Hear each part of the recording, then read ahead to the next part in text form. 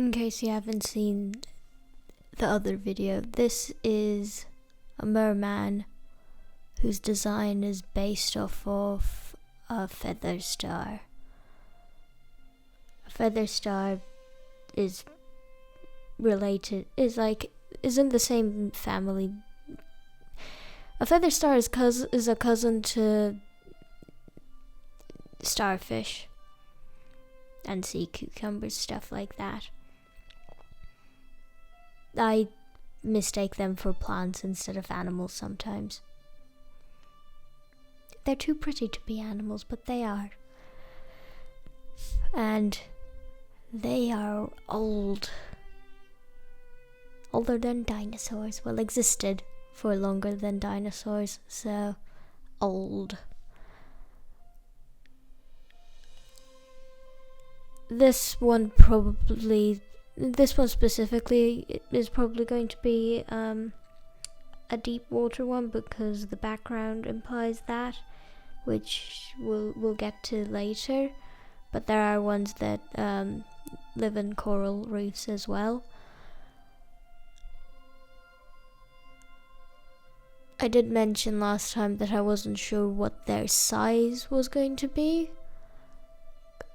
It seems like currently, because I was thinking either going with the feather star size, which aren't that big, like a few inches, or to, I think the biggest ones that still exist is 3 feet, which is, I think they're measured from the stalk, which the stalk would be like, on him, it's anything below the belly button would probably be a stalk for him.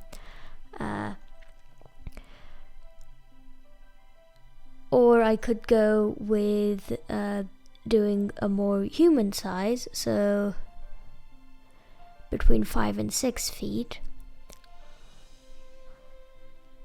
But also, fossils say that I could go a lot bigger. And, well, that would be quite interesting if I do say so myself. Yeah, fossil evidence shows that stalks that are 20 meters has been found. And I don't know when exactly they had been found, or if they've been proven to be, not that big, but I don't care. So I'm saying that their size varies from teeny tiny to 20 meters. He's probably not 20 meters though. The 20 meters one, yeah, he's not a 20 meter one. I don't know why, but he isn't. But a 20 meter one would be so difficult to draw though.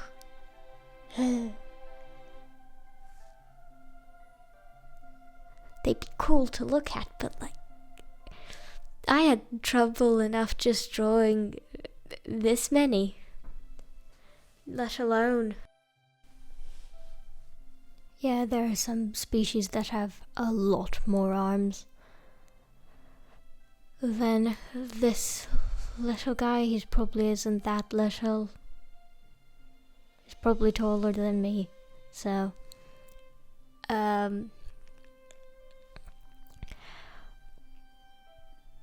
but yeah, I'm gonna go ahead and say it's probably easier to draw than an octopus merperson, by which I mean Ursula specifically, because that is where my idea of an octopus merperson comes from. I just lost 5 minutes of rambling and recording, so I don't remember what I've said and what I haven't, or what I had said, or what I was planning on saying. So this is great. I matched his hair color with the hair color of the feelers. It's made it slightly more red, and I gave him long lashes, since the arms, long hairies, so long lashes. And for his shoulders, I'm not sure why I gave him hair or feathery bits on his shoulders. I kind of just felt like it.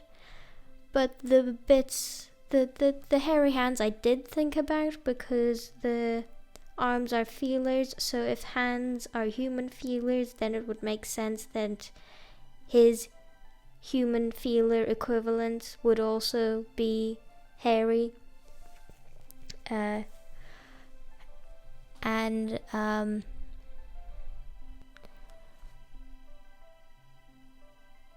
some of them have a lot more arms than this. Some of them can regenerate their arms.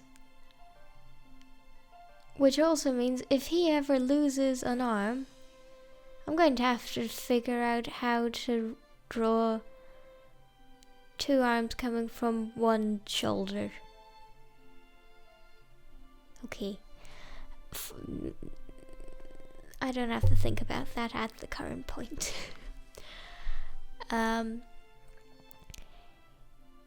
For lighting, I wanted a bit more blue, which turned out pink at the beginning, and then later on I added in, I changed it back to be more blue. Yeah, I wanted the light to be blue, but ended up with pink. So I went, no, this isn't blue. Yeah, no duh. Pink isn't blue.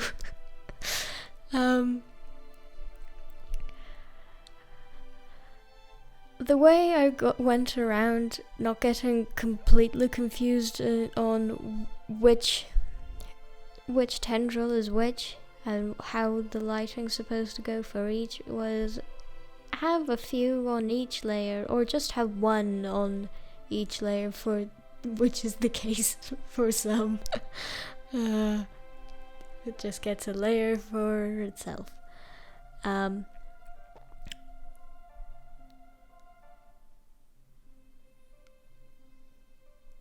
It just occurred to me that I could change the design to make it like, instead of having the stem, I could have him as the stem, so turn him upside down and then get rid of like the pointy bit. So that could be interesting as well as a design. Not for today, since I finished drawing him, and I'm happy with the design. So there are multiple species of feather star, so maybe a different version. Maybe the massive ones can be upside down. Who knows? Food for thought.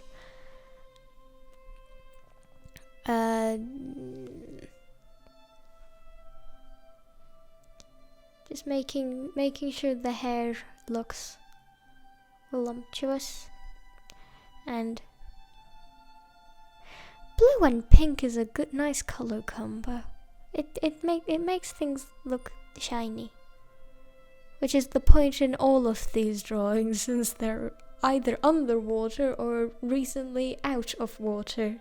So most of them are meant to look shiny.